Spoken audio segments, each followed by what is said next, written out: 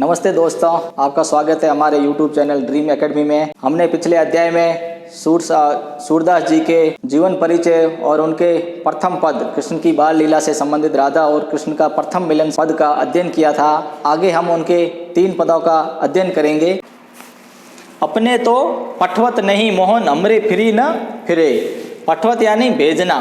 क्या भाई श्री कृष्ण जी एक तो खुद अपने संदेश नहीं भेज रहे हैं और दूसरे जो हम उनको संदेश भेज रहे हैं ना, उनका भी जवाब नहीं दे रहे। हमरे फिरी न फिरे यानी वो हमारे संदेशों का जवाब भी नहीं दे रहे हैं। जिते पथिक पठे मधुबन को बहुरी न शोध करे। हमने जितने भी पथिक संदेशवाहक भेजे मथुरा के लिए वो वापस लौट कर भी नहीं आए। बहुरी न शोध करे, खोज करना, वो हमें उन्हें वापस खोज रही है। वहाँ जहाँ से जो हमें संदेश देकर भेजे हैं वो वहाँ से वापस हमें कोई मैसेज भी नहीं कर रहे।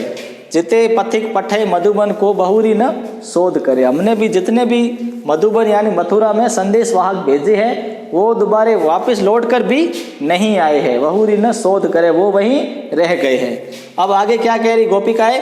के वे श्याम सिखाई प्रबोधे के कहूँ बीच मरे। गोपिकाएं उद्धव से कह रही कि हमने जितने भी संदेश भेजे हैं उसका कोई रिप्लाई, कोई जवाब नहीं आ रहा है। के वे श्याम सिखाई प्रबोधे, या तो उनको भगवान श्री कृष्ण ने प्रबोधे यानी उनको या तो वश में कर लिया है। प्रबोधे यानी वश में करना। के कहूँ बीच मरे, या तो वो कहीं बीच में ही मर गए हैं, तो हमारा संदेश लेकर नहीं आए, पता नहीं क्या हो गया उनको। के वे श्याम सिखाई प्रबोधे के कहूँ बीच मरे। जो भी हमने संदेशवाहक भेजे हैं उनको या तो कृष्ण जी ने अपने वश में कर लिया है या कहीं बीच में ही मर गए हैं। कागद गरे मेघ मसी खूटी सर दव लागी जरे। या तो कागद गरे मेघ, पानी से बारिश से पूरे कागज मथुरा के गड़ गए होंगे, इसलिए कोई संदेश भी कृष्ण जी नहीं भेज रहे। या क्या हुआ? मसी खूटी, मसी यानी दवात, लिखने की जो स्याही होती है ना, या तो वो मथुरा में खत्म हो गई है, इसलिए कृष्ण जी हमें वापस संदेश नहीं लिख रहे। सर दव लागी जरे। सर दव यानी जो सरकंडे जिससे हम लिखते हैं ना, पेन हमारी भाषा में सर दव यानी जिसे लिखते हैं, वो लागी सर दव यानी सर दव लागी जरे। जरे यानी जल गए। सर दव लागी जरे, सरकंडे है ना वो पूरे जंगल में आग लग गई है, इसलिए पूरे सरकंडे जल गए हैं, इसलिए वो हमें संदेश नहीं लिख पा रहे हैं। सेवक सूर लिखन को आंधो पलक कपाट।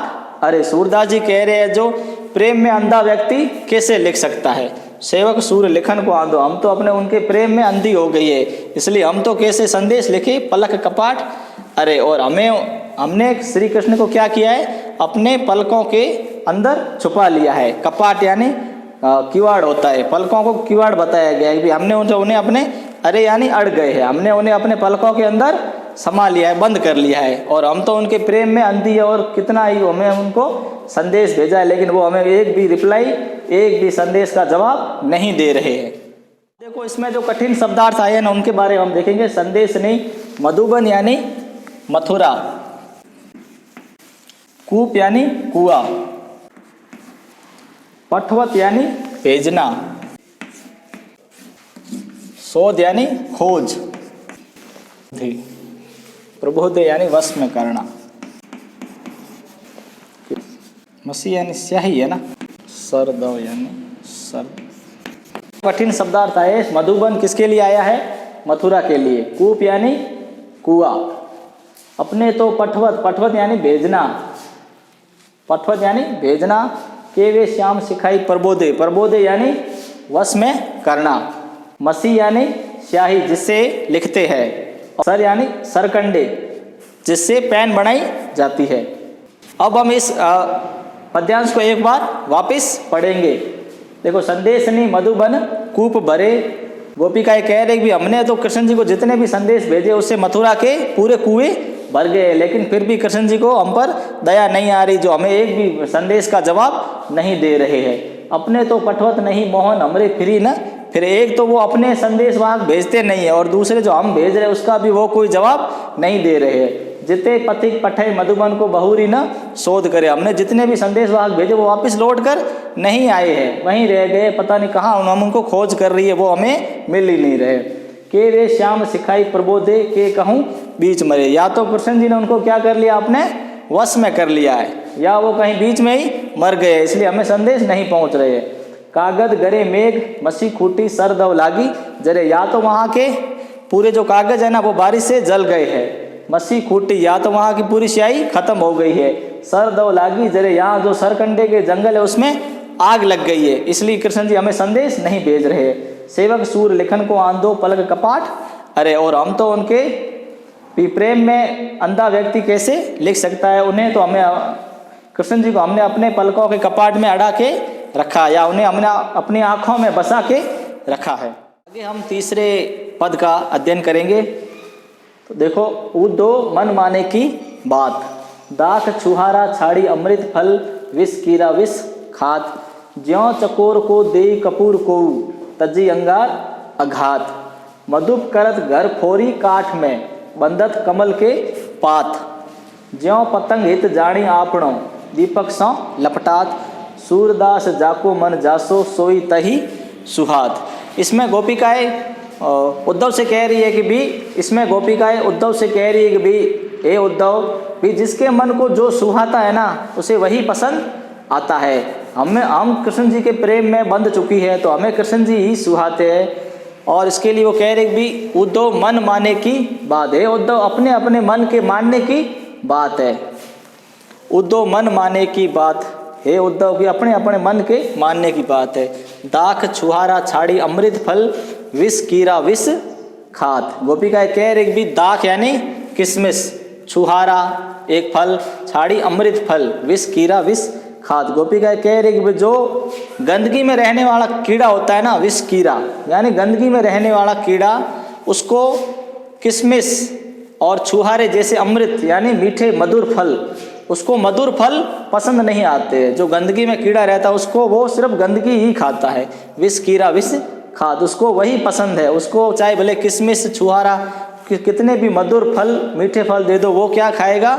विष कीड़ा मतलब गंदगी में रहने वाला कीड़ा गंदगी ही खाएगा। ज्यों चकोर को देई कपूर को तजी अंगार अगाध, जिस प्रकार चकोर पक्षी को आप कपूर जैसा कितना भी सुगंधित चीज खाने को दे दो, लेकिन वो क्या खाता है? वो अंगार यानी चिंगारी, जो आग की चिंगारी उड़ती है ना, वही उसे अगाध यानी सुहाना, उसे वही चिंगारी उसे पसंद आती है।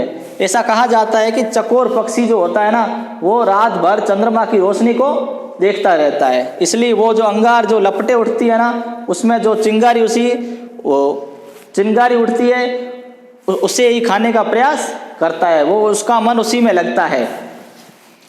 मधुप करत घर फोरी काठ में बंदत कमल के पाद, जिस प्रकार मधुप यानी भंवरा, करत घर फोरी काठ में, वो मतलब लकड़ी, एक कठोर लकड़ी को फोड़ कर यानी तोड़कर उसमें अपना घर बनाता है, लेकिन वो कहाँ रहता है? बंदत कमल के पात, लेकिन वो दिन भर कहाँ रहता है? कमल में, जो कमल का फूल होता है उसके ऊपर ही बैठा रहता है, उसे वही कमल के फूल पसंद आते हैं।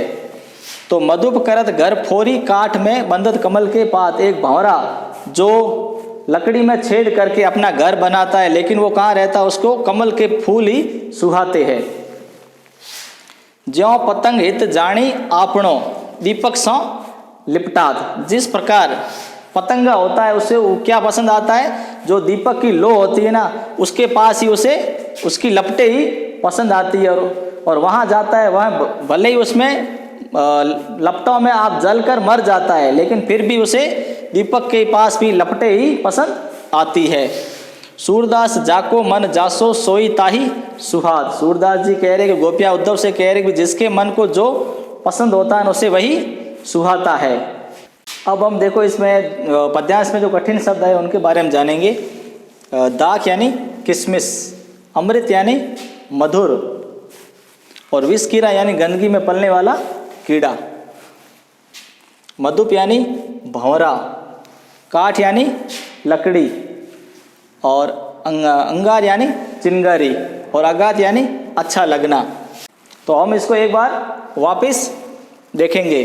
उद्धव मन माने की बात, गोपिकाएं कह रही कि उद्धव से भी अपने अपने मन के मानने की बात है। जिस प्रकार गंदगी में पलने वाले कीड़े को किशमिश और मधुर फल पसंद नहीं आते, वो गंदगी ही खाता है, जैसे चकोर पक्षी को कपूर जैसी सुगंधित वस्तु पसंद नहीं आती, उसे सिर्फ चिंगारी ही अच्छी लगती है। जिस प्रकार भंवरा लकड़ी को फोड़कर अपना घर बनाता है, लेकिन उसे कमल के पत्ते ही पसंद आते हैं। जिस प्रकार एक पतंगे को दीपक की लपटें ही पसंद आती है, उसी प्रकार हमारा मन भी सूरदास जाको मन जासो सोई ताही सुहाद। उसी प्रकार हमारा मन तो कृष्ण जी में ही रम गया। आप चाहे तुम कुछ भी करो, हमें वो नहीं छोड़ सकते।